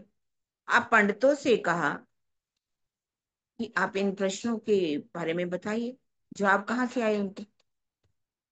अब क्या है, उन्होंने कहा कि उस बुला करके लाओ उनको। उन्होंने लिखा हुआ था जिनके स्वामी कृष्णदास जी के द्वारा पाती लिखी गई थी। अब पाती के नीचे लिखा था स्वामी कृष्णदास। और वो लेकर के पहुंच गए, सिपाही पहुंचे, और मुकुंद दास जी को बड़ी श्रद्धा पूर्वक अपने पास ले जाए। अब आकर के उनको समझाते हैं, ब्रिज की लीला समझाते हैं, रास की लीला समझा ही रहे होते हैं जैसे ही, तो वो रामदास जी भी आ जाते हैं। रामदास जी देखते हैं कि ये मुकुंद दास जी तो राजा तक पहुंच गया। तो वो कहते हैं कि ये तो बहुत गलत चर्चा सुनाते हैं। ये तो कृष्ण भी दो प्रकार के बताते हैं। दो प्रकार के कृष्ण कौन से हैं? क्या कभी ऐसा हो सकता है कि दो प्रकार के कृष्ण भी हो सकते हैं? परमात्मा भी ये तो दो बता रहे हैं, कृष्ण भी दो बता रहे हैं। कहते हैं ये जो बता रहे हैं ना, सत्य ही बता रहे हैं। तो उन्होंने अपने वहां पर सबको कहा कि इनको अच्छी तरह से सेवा करो इनकी, इनको अच्छा सा महल दो रहने के लिए, इनके रहने के लिए। रामदास कहता कि मेरी इच्छा है कि मैं इनकी सेवा करना चाहता हूँ। मेरी इच्छा है कि मैं अपने घर में इनको ले जाऊं, इनकी सेवा करूं।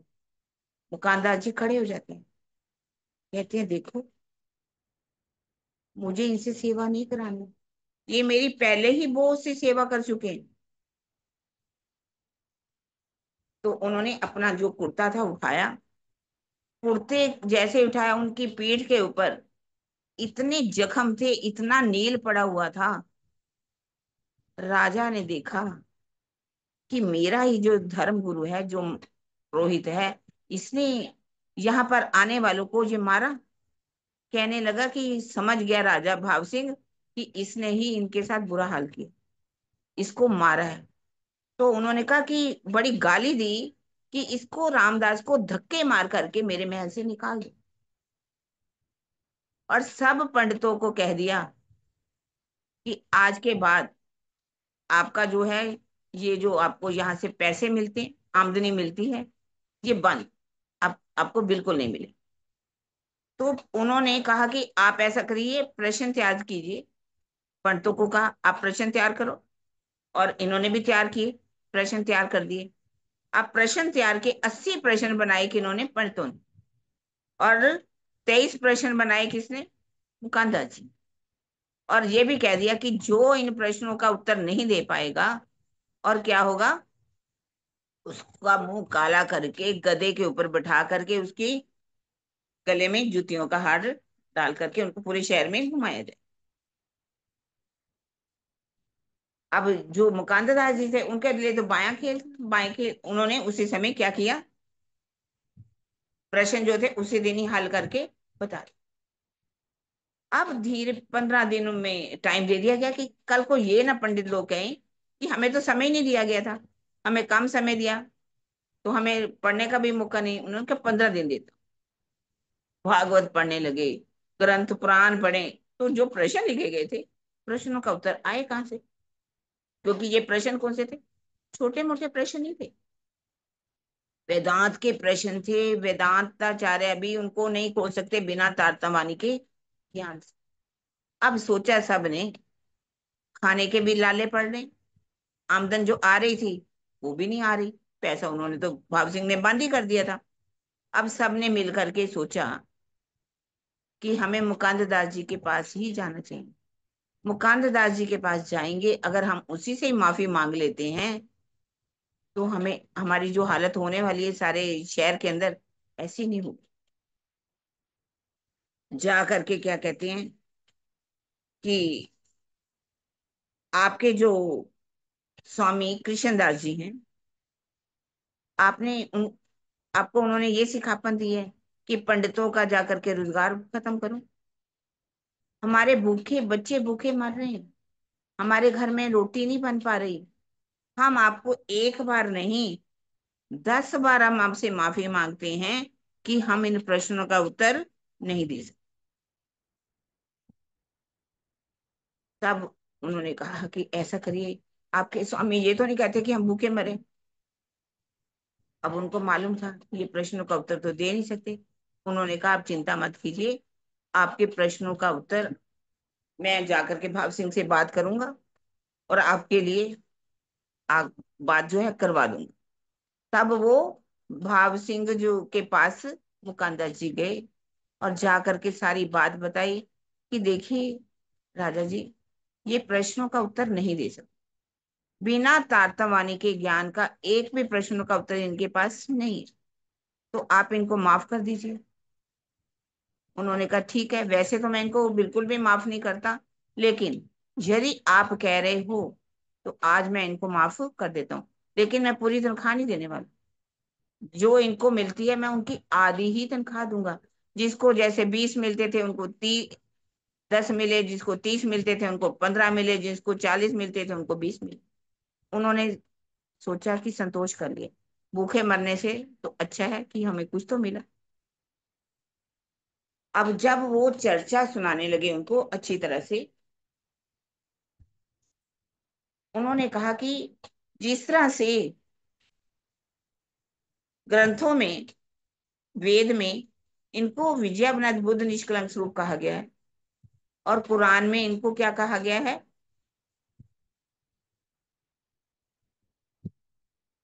चर्चा अभी अभी नहीं, अभी समझ गए। उन्होंने कहा कि अब मैं, ऐसा करिए आप जाओ। उन्होंने तार पूरी चर्चा सुनाई उनको, तारतम समझा दिया, अखंड की सारी बातें समझा दी, सब कुछ समझा दिया, और कहा कि जाओ आप शिव जी साहब को लेकर के। अब मुकांद दास जी को कहा कि कोटा से जाना, हथनी ले लेना, और वहां से घोड़ा मैं देता हूँ, पैसा भी खूब दे दिया, खर्चा जितना पड़े उसको कमी नहीं होनी चाहिए। शिव जी साहब को बड़ी स्वागत करके बड़े प्यार से लेकर के आओ, आदर पूर्वक। मैं आप उन आदर करने के लिए जहाँ खड़ा हूँ तैयार हूँ। अब मुकांद दास जी जाते हैं और शिव जी साहब को लेकर के सभी सुंदर साध को वहां लेकर के आ जाते। अब जैसे ही आते हैं बहुत आदर सत्कार करता है, हवेली दे दी गई, शिव जी साहब को वहां पर रखा गया। तो अब वहां पर सुंदर साधु हैं, नरसैया के वचन गा रहे थे, रास की राम से गा रहे थे। इतना भाव विभोर हो गया, इतना भाव विभोर हो गया, और अपनी शाही जो था मैं राजा हूं ये भूल गया, अपनी मूल्य भी भूल गया, और खूब नाचने लगा, गाने लगा। उनका भाव देख करके सिपाहियां लिखी, सुन नरसैया के शब्द कीर्तन, चित हुआ मगन, आप लगा नाचने ज्यों करे मोमिन। जैसे मोमिन नाच रहे थे वो भी। एक देखिए नाचना अलग होता है, एक होता है अपने प्रेम से, श्रद्धा से जिसमें आपका शरीरों का प्रदर्शन नहीं है। और एक होता है ऐसा नाच जो कि लगे कि अंग अंग आपका हिल रहा है, तो वो नाच अलग होता है। तान मान कई रंग करो, अलापी करो किरंतन, आप रिझो औरों को रिझाए, पर बस में न होई क्यों ये मन। कितना भी गा लो, तान मान कई रंग करो, अलापी करो किरंतन, आप रिझो, आप नाचो, दूसरों को नचाओ, पर ये मन जो है ना, आपका बस में आने वाला नहीं। मन को कोई भी बस में नहीं कर पाया। शरीर हिलता रहेगा, आप नाच रहे हो, सब कुछ कर रहे हो, लेकिन मन तो आपका भाग रहा है, भाग रहा है, भाग रहा है। मान लीजिए कहते बहुत कभी हो भी गया, कुछ पल का, कुछ हल्का सा ही मिलेगा, आप सोचो पूरी तरह से आप हकीकत और मार्फत में नहीं डूब सकते। इस तरह कहते कि भक्ति भाव अभी उसके अंदर है, और उसी भाव से वो उनको परमात्मा मान करके रिझाने लगता है, और शिव जी साहब को अपने हवेली में ले जाता है, हवेली में रखता है जा करके। और वहां पर शिव जी साहब बात करते हैं कि जैसे हमें धर्म ग्रंथों में बुद्ध निष्कलंक स्वरूप का है, कुरान के अंदर इमाम मेहंदी कहा है, उन इमाम मेहंदी का आना भी लिखा हुआ है। तो वो कहता है कि ठीक है, अगर आपको इमाम मेहंदी कहा गया है और जो आप कह रहे हो, मेरे पास चार मुसलमान हैं, अगर चार मुसलमानों को आप अपना ज्ञान सुनाते तो मैं मान जाऊंगा, मुझे कोई बात नहीं। अब उन्होंने चार मुसलमानों को शिवजी साहब के पास छोड़ दिया। अब शिवजी साहब को वो जो चारों हैं शिवजी साहब के पास बैठ करके चर्चा सुनते हैं। अब उनको पूरी तरह से पहला कौन आता है, अव्वल खान। अव्वल खान तो पहले मिल चुका था, उदयपुर का मिलाप था। अव्वल खान ने देखा अरे शिवजी साहब यहाँ आ गए, इतना खुश होता है, इतना खुश होता है, तो चरणों में लोट पोट होने लगे। उसे तो पूरा ईमान था, उसको तो ईमान दिलाने वाली जरूरत ही नहीं थी। अब दूसरा कौन था, मिहीन खान। अब मिहीन खान को भी बुलाया जाता है वहां पर। मिहीन खान अव्वल खान लेकर के आता है। अब वो आकर के चर्चा सुनता है, मिहीन खान, उसको भी पूरा ईमान आ जाता, पूरी तरह से क्यामत के निशान सुनाए जाते हैं, तरीके मिला मिला करके इनको पहचान कराई जाती है। और एक है जहान मोहम्मद। जहान मोहम्मद जो था, आरबी खान के नाम से मशहूर था, वो सबको तालीम दिया करता था, वो भी राज दरबारी था। अब जब वो आता है, तो उस समय कहते हैं भवानी भट्ट जी, वो भी आ चुके होते हैं, भवानी भट्ट जी। और वो आकर के बुद्ध गीता, बुद्ध स्तोत्र लेकर के आते हैं दक्षिण की तरफ से, और उस पर भी वहां चर्चा होती है। और वो क्या करते हैं, बैठ करके सबको चर्चा सुनाते हैं, परम धाम के नक्शे दिखाते हैं। और इस तरह से जब दिन पिछला, घड़ी रहते हैं साथ, तब श्री राज उठते हैं करे साथ। रात को भी चर्चा होती है, दिन भर भी चर्चा होती है। श्रृंगार के समय श्रृंगार, यहाँ पर बहुत अच्छा लिखा हुआ है, श्रृंगार का जब समय होता है उनका श्रृंगार किया जाता है, किस तरह से आरती होती है। तो अब जहान मोहम्मद जो है वो चर्चा सुन,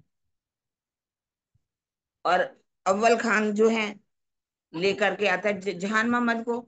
अब वहां जैसे ही चर्चा हो रही होती है वहां पर, तो एक बार क्या है, लाल दास जी और उत्तम दास जी, उन्होंने क्या किया, वर्णन कर दिया, खुदा का वर्णन कर दिया, अल्लाह ताला की सूरत का वर्णन कर दिया।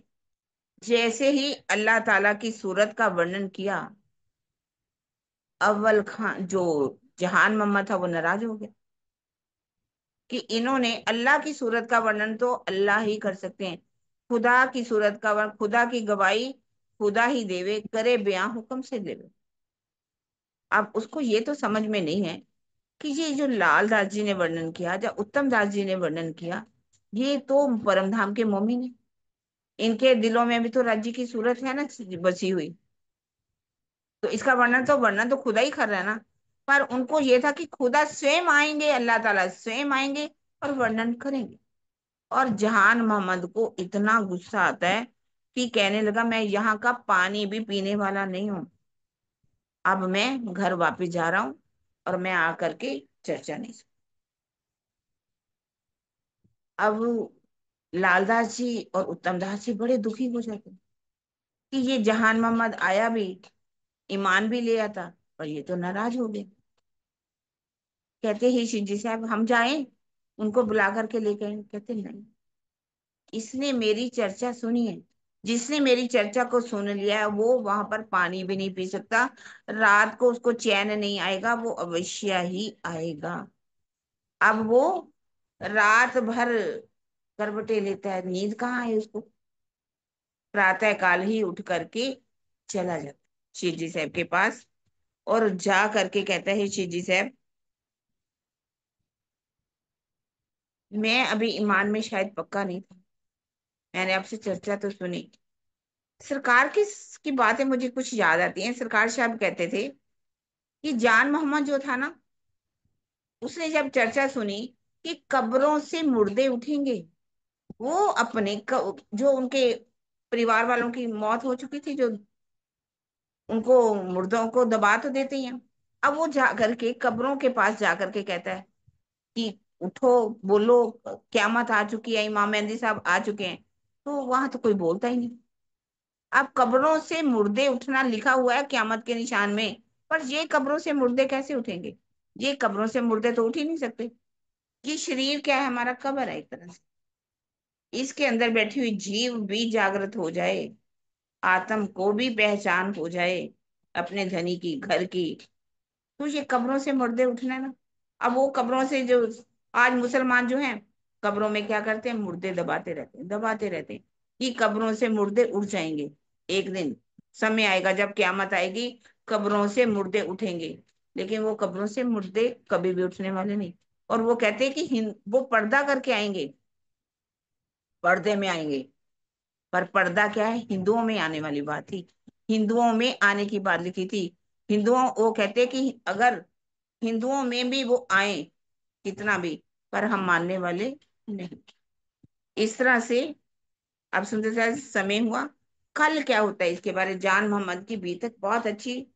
जान मोहम्मद को मारने के लिए दौड़ते हैं कैसे। फतेह उल्लाह, भाव सिंह कैसे कहेगा कि मुझे परम धाम दिखाइए, जबरदस्ती कैसे उसको परम धाम दिखाते, उसका वाका हो जाता है, उसका धाम गमन हो जाता है। फतेह उल्लाह कैसे सिंहासन पर बैठ जाता है, सारे वैरागियों को पकड़ना चाहता है, और वहां से सब सुंदर साथ निकल करके कैसे जाते हैं, इसकी चर्चा हम सुनेंगे कल।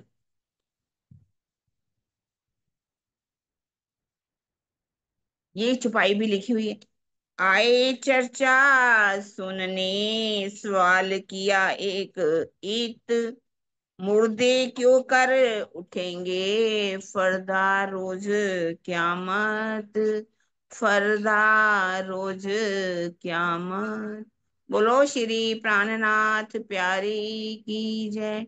बोलो श्री सतगुरु महाराज की। प्रणाम जी सुंदर साथ जी।